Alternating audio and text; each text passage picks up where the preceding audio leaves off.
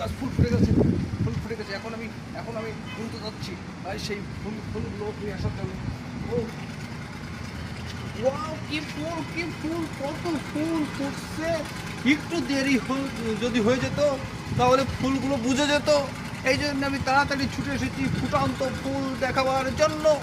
আপনারা দেখতে থাকুন, একটু পরে কিন্তু এই ফুল বুঝে যাবে, তখন আর পাবেন না। এই জন্য আমি দৌড়ে চলে আসছি। আবারও দেখেন আরেকটা।